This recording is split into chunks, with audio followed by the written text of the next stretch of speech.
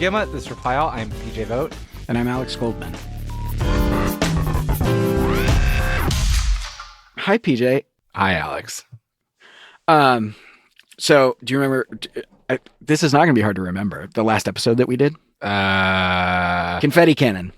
Oh, yeah, Confetti Cannon. So that was our episode right after the election, and I have an update of sorts for it. So just as a reminder, that episode, it was like we started recording calls the day before the election was called, or 2 days before the election was called, and we just got a lot of people. Well, we did it after the voting, but before the resolution. Like, right. Before, yeah. And we only got calls of people who were Biden supporters or supporters of him winning the election anyway.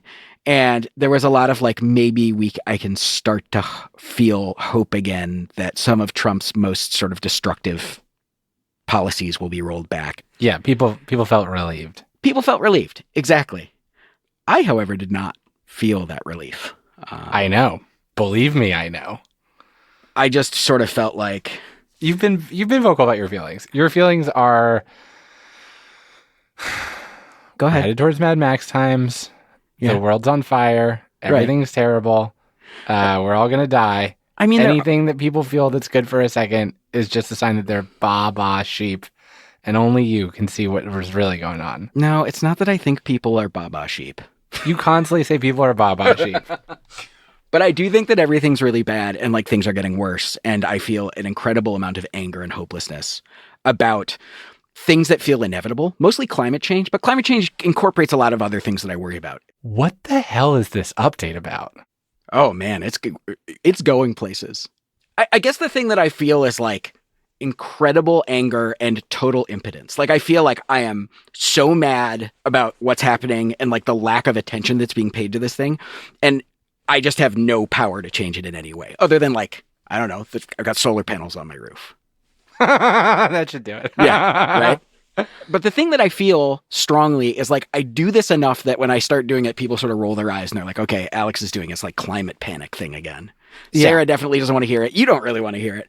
And I was talking to Tim and he was like, you know, we actually should try to capture that feeling, but in some way that doesn't drive everybody crazy. Okay. And he was like, you should write a song about it. Oh, no. Woo! You wrote a climate change ballad? Well, I mean, I liked the idea because it sounded fun to me. And like, yeah. If I could like sugar pill my climate worry, maybe other people will feel it. I feel like the enticement of, anyway, we don't have the same musical taste. So you get to listen to a song and you get to worry about climate change is a funny twofer, but I want to hear what you made. Well, the first thing I wanted to do was like, I'm not a great lyricist. I mostly just like making music. I don't like writing lyrics. So I wanted to find someone who could help me do that. And I saw this thing that this guy Taylor Moore tweeted. Do you know who Taylor Moore is? Taylor Moore. The name's familiar. Who is that? He's Chillsitch. Oh, yeah. I've actually met him once. Yeah, he used to run a Twitter account that was like, just it described chill situations. So like a perfect Chillsitch tweet is a big, beautiful old tree. Oh my God, look, there's all those birds. It's just chill situations. It was a real feel-good Twitter account. It was a nice account. I was sad when it stopped. But he tweeted something where I was like, oh my God, I've been seen for the first time. And the tweet was, cultural trend alert. The realization that we have no future is going to drive people insane, whether they deny or accept it. And that insanity is going to be the defining affect of the zeitgeist until our total collapse. And I was like, God, you are seen. So I called him up to see if he'd collaborate with me. I'm curious. A thing I don't know is, what do you do for a living? If you don't mind. I'm a podcaster. I make fiction podcasts, adventure serials. Wow. Okay, you need to get your dog under control. This is going to keep going. Well, so, you know, I've been following you on Twitter forever. I was a big fan of Chillsitch back in the day. Oh, wow. That's a deep cut. Yeah, that's good to hear. When I stopped doing Chillsitch, it was because the world was so terrible, and I couldn't bring myself to. Because I think like I stopped it during a week where there was like something like there were like 4 school shootings, and there were 2 like coups, like there were revolutions going on and like horrible bloody wars. And I was like, God, I can't write this sort of stuff if this is going on. And it's been all downhill from there. It hasn't gotten better. Wow. That's heavy, man. And the first half of the conversation, it just felt like coming home, just talking to someone who believed that everything was so bad. I think most people think about climate change and they think, okay, at some point something very bad is going to happen to the environment and then things might get bad as a result of that.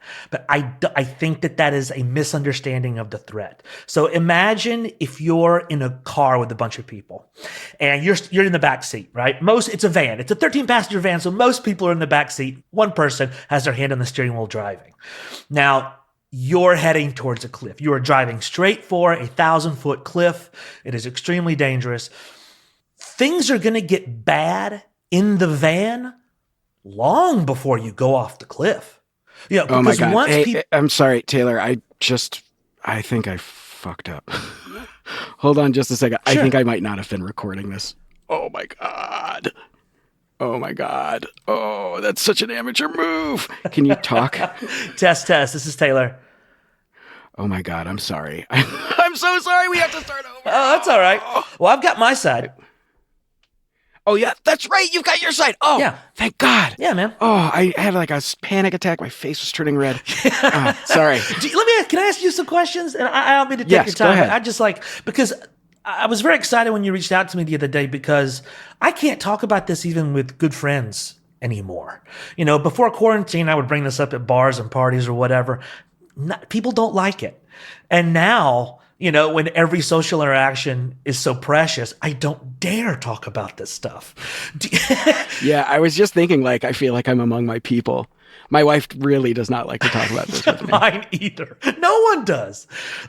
You're the first person I've seen that's proactively seems to be engaging, talking about this stuff. Not in a, hey, let's rally the troops or let's raise money for Sunrise movement, but how in the world are we as people supposed to live in a world that's ending?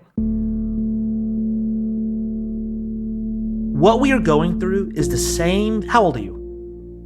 I'm 41. I'm 38, right? Granted, I don't have kids, so this isn't exact, but we're at roughly the same stage of our lives. Do you think, and this is what really secretly haunts me, and you're the first person I've said this to, do you think that maybe our anxiety about climate change is really a projection of us being scared of our own death and physical decay? Are we just getting old? No. Okay, good. No. And so I said to him, I was like, hey, so listen, I have all this anxiety. I'm thinking about writing a song about it. And he was like, I don't think that's a good idea. How come? He was like, I think that this is a crazy serious topic and a song will just feel like a joke. It's hard though, because you gotta bring people in with your sugar pill. So what was his different idea? Well, I said, do you have a better idea? And he was like, no, that's a good point. I'm in. Okay. So I had already started thinking about lyrics, and I was in my head originally, I wanted to do a Pete Seeger style song. Do you know Pete Seeger, the folk singer? Yeah. So I was thinking of Newspapermen, the song Newspapermen. So I'm just going to play a little bit of it just to give you an idea of what was going on in my head. Alex Goldman does Pete Seeger. Oh, newspapermen meet such interesting people.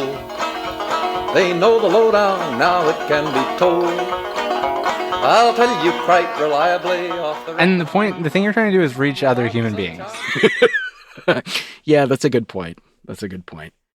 So I did write some lyrics. Oh, yeah. And I want to read them to you, and you can tell me what you think. And maybe they will spark a genre in you.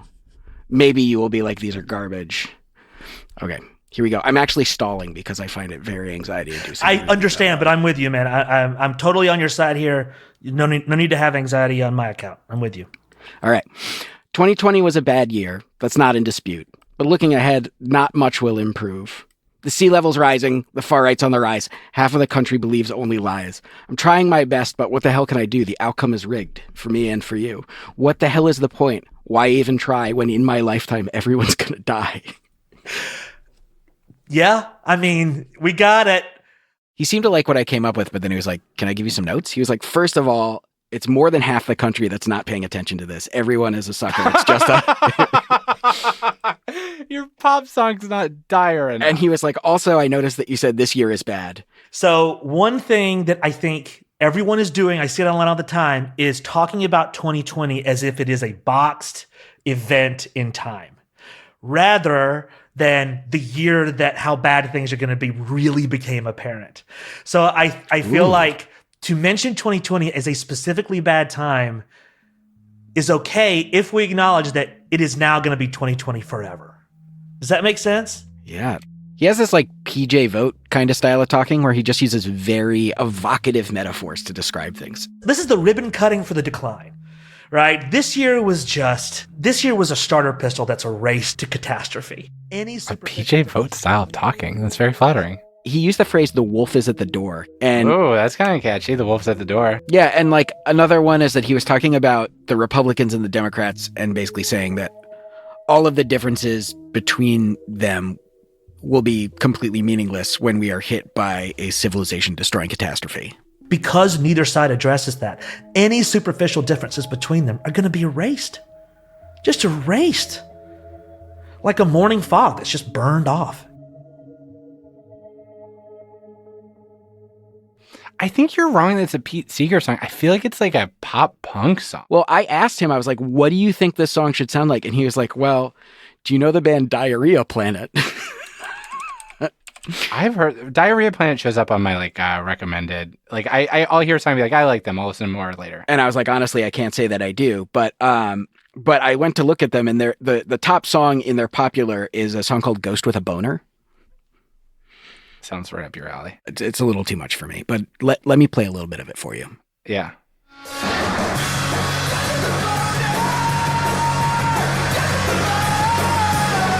This is kind of like poppy, but punky rocky. Yeah. So you get the point. Yeah, it's kind of like somebody mixed like Joyce Manor and Dead Milkmen. Yeah. You don't know either of those bands. I know Dead Milkmen. You know Dead Milkmen. Yeah. One of them came out before 1997. So, and just to make sure I'm understanding the premise, the idea is like people don't pay enough attention to climate change because it means feeling dread and powerlessness, and those are feelings that people tend to avoid. And your song is going to help by making them feel dread and powerlessness. I'm not saying that my song is going to help, like in any meaningful way.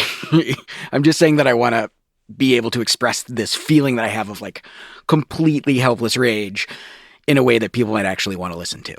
Okay.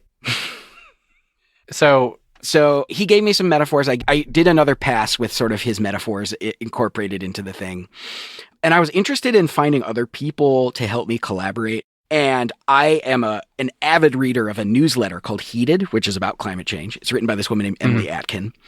And I reached out to her. Hey. How are you? Good. How are you? I'm good. How was your And she was like, yeah, I can totally talk to you about this. This is a weird request, but I'm happy to do it. Just so you know, you're not the first podcaster who's gotten in touch with me about writing a song about climate change. Really? Apparently some other guy beat me to the punch. But the difference between him and me is I apparently produce a lot faster because I think this is going to come out before his. Or he realized it wasn't a great idea. And like when I got her on the phone, I was like trying to commiserate about my hopelessness about the world and how everything's inevitable. And she was like, I don't feel that hopelessness. Like you said, you wanted this song to be about your impotent rage. But did you use the phrase impotent rage with everybody? It was sort of a term we started bandying about in the discussion of the song. We called it the Song of Impotent Rage. Okay. But Emily was like, I don't really share your feelings on this one. I don't really have terribly dark moments when it comes to climate change, in that I don't get very depressed about it. It makes me mad. To me, it's a much more productive emotion than despair. Talking to her gave me a bunch of ideas for the song. Like, first of all, she went on this like rant about Jeff Bezos and how like, yeah, earlier this year, he did pledge $10 billion to climate initiatives, but that's just greenwashing. Considering he's Jeff Bezos, who is the richest person in the world and has like $180 billion, it's not a meaningful amount. It's just like not enough money. He gets a huge PR boost from being such a generous philanthropist. And he gets to make his entire profit off of the climate crisis. I mean, think about how much Amazon contributes to the climate crisis. That boils my blood. Emily's whole thing is that like the biggest corporations that drive climate change benefit hugely from people like me feeling helpless. Like they distract us from holding them accountable by putting the responsibility of protecting the environment onto us with big advertising campaigns that are like about measuring your carbon footprint. And then she introduced me to this idea that I was like, oh, this is definitely going in the song. It just so happens that a large chunk of us are still very involved with petromasculinity. You know, big men drive big trucks that roll coal, right? Petromasculinity. That's a thing. Mm-hmm. Oh my God. That's so much of what drives our continued inaction. And I know this sounds crazy because first of all, you say that every time I talk to someone, they change my mind immediately and I'm immediately trusting of them. Yes. But like since that conversation, I've been like, okay, this person spends all day looking at all this incredibly grim climate news and still doesn't feel this hopelessness. Like, how can I possibly feel that? Like, she still feels like there's hope. I completely agree. And I think this gets to the heart of what my problem has always been with like Alex Goldman, Climate Warrior, is like you are more angry about it or have been more angry and despondent about it than people who spend more time thinking and trying to fix it. And so it's like you live in a country where some bad stuff's going on, but the guy who feels worse about it doesn't live in the country. Right. You're right. But I'm glad that getting some proximity is like helping and making you feel like you could do stuff, like write a diarrhea song about boner ghosts or whatever. Sometimes you hear a brand new sentence, like a sentence that's never been uttered, and it really just tickles a part of your brain. But I felt like my first verse could be about hopelessness and my second verse could be about my anger based on my conversation with Emily, because that conversation was very helpful to me. So the song now has some emotional range. Right. So the second verse now is like, the wolf is at the door, but my rage is justified. Corporations bought my hopelessness and I bought into the decline. Wolf is at the door and now it's our time to shine. Fuck them and fuck the decline. How are you going to find the other teenagers to join your punk band? Well...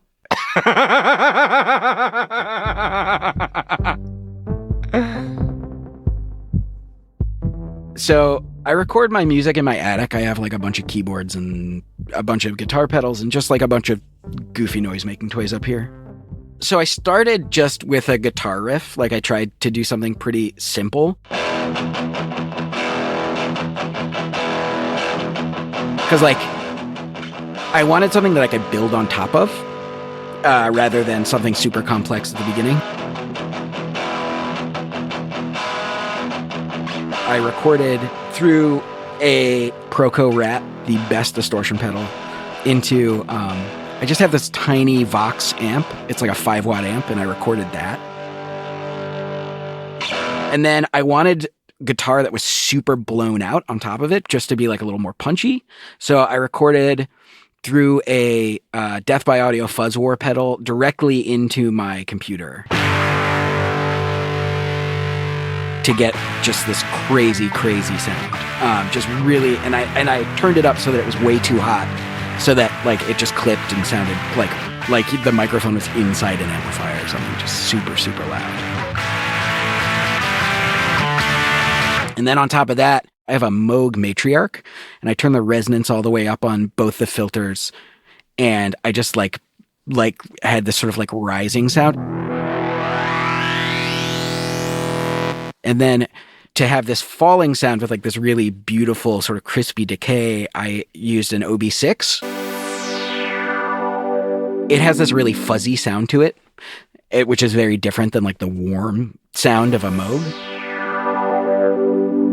And then I recorded this kind of wild keyboard solo with my Matriarch, where I was like constantly hitting the pitch wheel and the modulation wheel to make it just sort of sound like it was like screaming a little bit.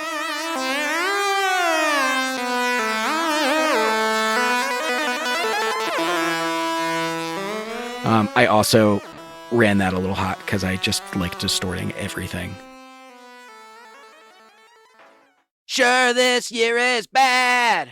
I recorded the lyrics while Sarah was in the basement. But what else is new? So she couldn't hear me singing them. And at this point, there's not a ton we can do. This was an incredibly intimidating experience. Definitely not the way I prefer to write a song. Usually I'll have like a melody or a riff or like an idea that sort of blossoms into a song. And if I want to add lyrics, which is almost never, it's like sort of an afterthought. And it's more like, I more think of lyrics as another instrument and like tend to keep them pretty abstract or minimal. 10 out of 10 difficulty. Don't know if I'd try it again.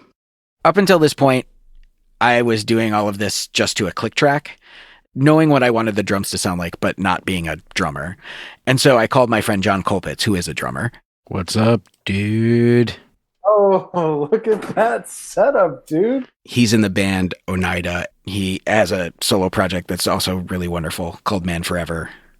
And I was like, hey, can you give the surf rock drums? And he was like, yeah, totally, I'll do it. So John got the drums back to me. And then I recruited Bobby Lord, engineer at Gimlet. I was like, Bobby, can you mix this song? And he was like, yeah, on one condition. Actually, I literally just bought a used saxophone. Can I play saxophone on it? And I was like, yes, absolutely. Oh, hell yeah. Bobby mixed the song basically all day until just now. And I'm pretty excited about how it turned out. Would you like to hear it? Of course I want to hear it. Great. And now, here's The Wolf is at the Door by Alex Goldman in its entirety.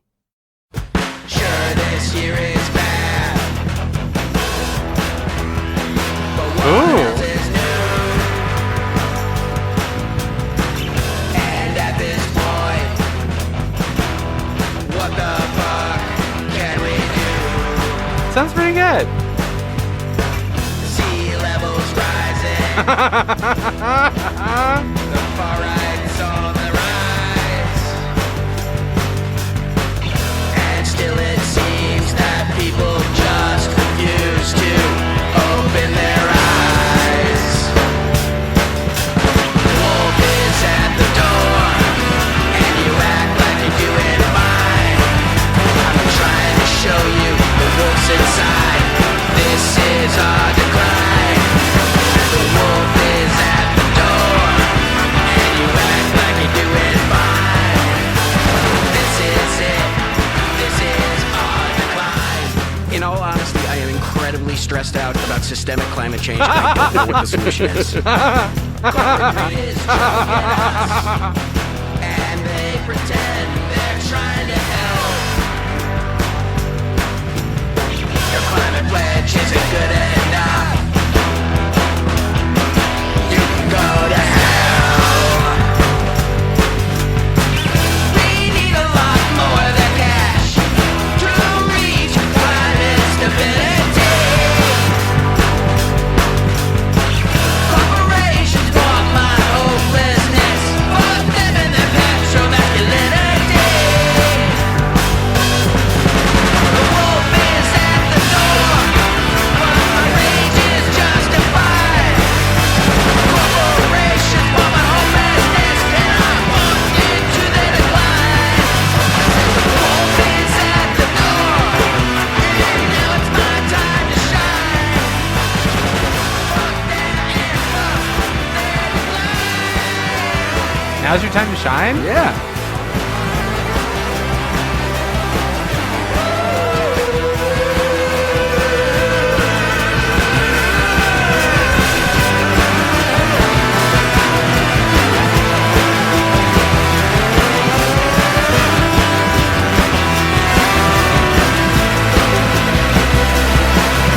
The wolf is at the door, but my rage is justified. Corporations want my hopelessness, and I walk into the decline. Say the wolf is at our door, and now it's my time to shine. Fuck them and fuck the decline.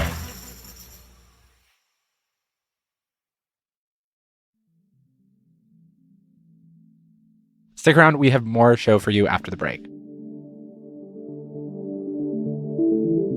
Also, if you're interested in climate change, there's actually a whole Gimlet podcast exclusively about it. It's called How to Save a Planet. It's hosted by our boss and frequent Yes, Yes, No guest, Alex Bloomberg, with his co-host, Dr. Ayanna Elizabeth Johnson. You can find it on Spotify or wherever you listen to your podcasts.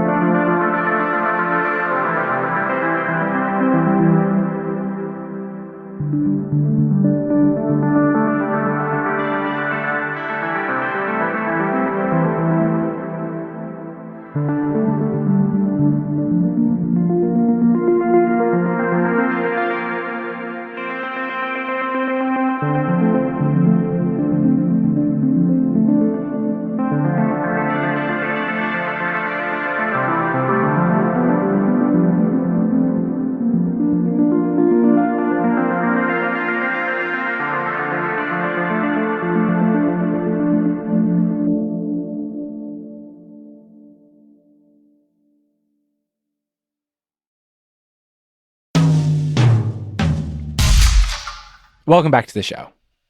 So, Alex, here's a question.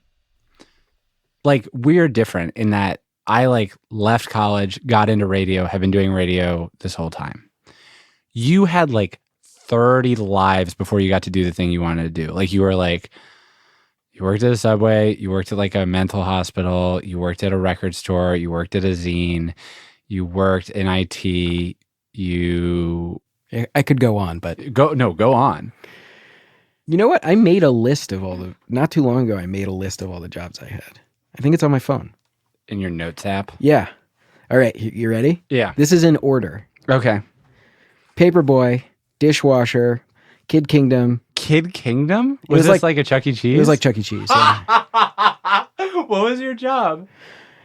Make pizza, to give kids prizes. For what? Oh, they'd come with skee-ball tickets? They'd come up with tickets and I'd give them prizes. But I usually just gave stuff to, I was very bad at, they call it redemption. I was very bad at redemption. This is a thing that kids do. They go up and they're like, I really want that thing, but I have 3 tickets. And I'd just be like, just take it. It's fine. You don't need to have all the tickets. You can just have it. Because it was literally garbage that I was giving them. But that's the whole business. I think the business is actually the pizza. Okay. Sandwich artist at Subway, cash register at the Earth and Jar Indian Buffet, landscaping. And then in winter, landscaping became Christmas decor, where I'd go to rich people's houses and put Christmas lights on their house. Really? Yes. A lot of these jobs are the jobs people have in porn.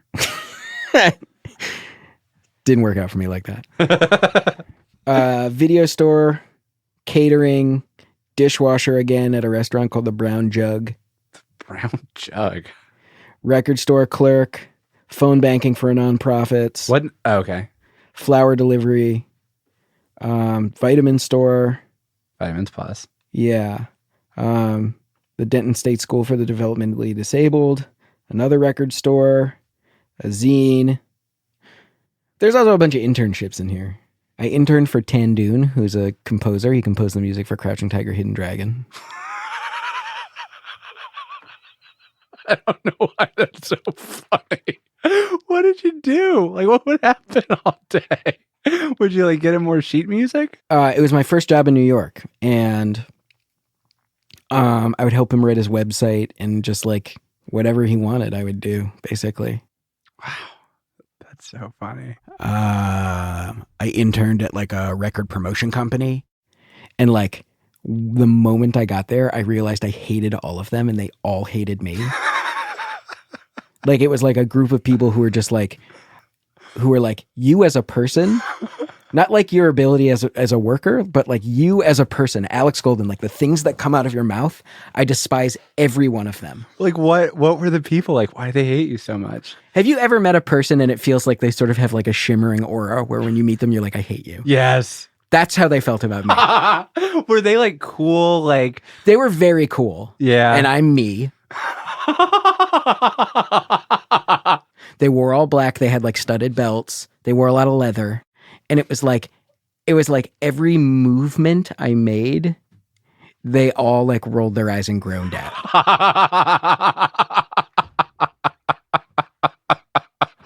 I'd be like, can I take this chair? And they'd be like, oh, God, yes. Oh, and the job was basically to put stickers on CD cases for 8 hours. It was horrible. I can't believe they don't have a machine that does that. Did you get fired or quit? It was like, that was definitely a conscious uncoupling. It's weird to me to think that there's like there are many alternate dimension yous that are just like working at those jobs. Oh, totally. Like I can imagine like a world where like I'd gone from like landscaping into construction or something, and I would have just been a construction guy. I cannot. That's like one of the few things I cannot imagine you doing. And this is what I will say about that job, landscaping. It was like tough, very physical work, but it was like really fun. Like my mind could wander. So worst. It was the worst job I ever had was landscaping. I would just like dig holes, and I would park my car near the hole so I could listen to music. It was great. I got yelled at all the time. Why did you get yelled at? I was on like a fancy golf course doing landscaping.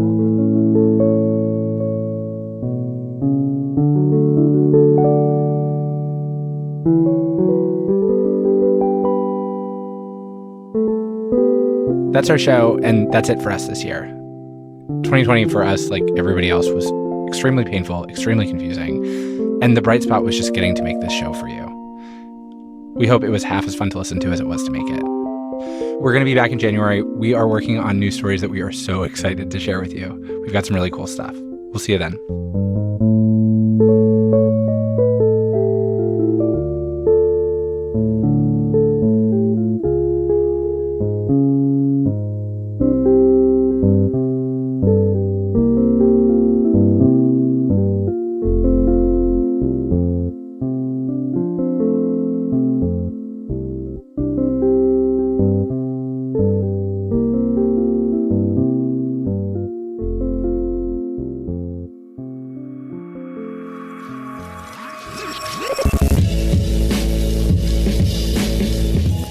Reply All is hosted by me, PJ Vogt, Alex Goldman, and Emmanuel Jochi. Our show is produced by Shruti Pimaneni, Fia Benin, Damiana Marchetti, Anna Foley, Jessica Young, and Lisa Wang. Our executive producer is Tim Howard. We were mixed by Rick Kwan, fact-checking by Michelle Harris. Our intern is Mahini Madgaonkar. Unfortunately, it is her last week. She has been such a joy to work with. We were so sad to see her go. This is where we would tell you to hire her, but she's going to work at Heavyweight. Damn you, Jonathan Goldstein. Our theme song and other music used in this episode is by the mysterious Breakmaster Cylinder. Additional music production by Mari Romano. Special thanks to Rishikesh Hirway. You can check out his podcast, Song Exploder. Also, Taylor Moore, Alex's Apocalypse friend, has 2 podcasts you can check out, Rude Tales of Magic and Fun City. Matt Lieber is the first snow of the season before it turns all gray and terrible. You can listen to our show on Spotify or wherever you get your podcasts. Thank you so much for listening. We'll see you soon.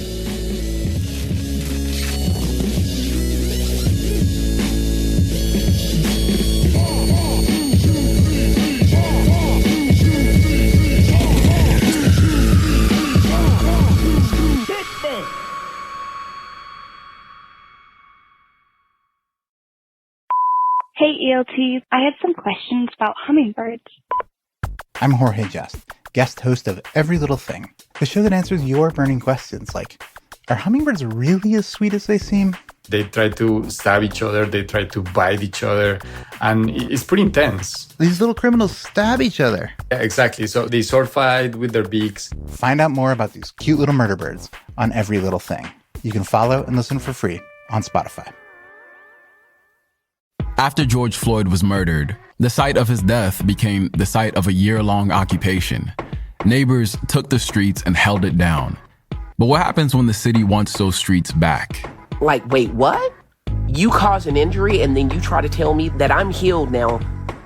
Going about my business? No. You don't get to say we done.